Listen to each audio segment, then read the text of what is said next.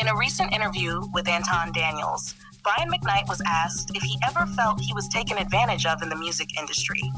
And this was his response. Do you feel like you were ever robbed or taken advantage of in the record industry? See, this is an interesting point, because when you sign the contract, you know what you're signing. Okay. You can try to lie to yourself and not say that you see what's going on. I just don't think we understand what's actually happening. Somebody is paying all the money for something that you're doing, which means they're going to make all the money back before you make a dime. So every time you take a limo, every time you do a hotel, every time you step into a studio, somebody's paying for that. I saw all kinds of mixed reactions online after he said that. Some people agreed, some people disagreed. Some of y'all started listing every artist you think got ripped off since the beginning of time. But in my opinion, I actually agree with him. And here's exactly why. Yes, it's true. These artists do know the exact deal they signed.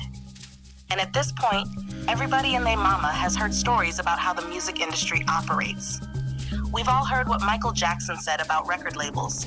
We've all heard what Prince said. And yet, artists still keep running right into the same system.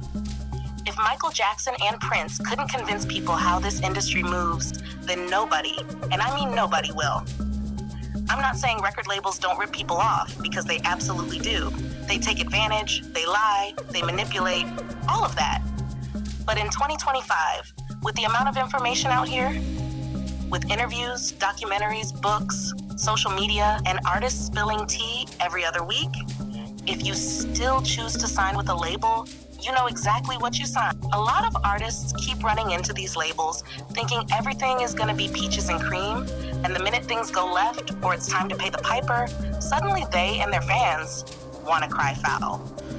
Make it make sense. And I definitely agree with what he said about someone paying to turn these artists into the superstars everybody knows and loves. Y'all forget, these labels don't just sprinkle fairy dust on an artist for free. That's exactly why it takes forever for some artists to see a dime, no matter how many records they sell. And honestly, I think that's also why so many artists are still touring well into their 50s, 60s, even 70s. A lot of them are still out here paying the industry back for building their careers decades after they sign that deal. They're not on that stage because they love performing. They're up there because the bill from the industry is still coming in.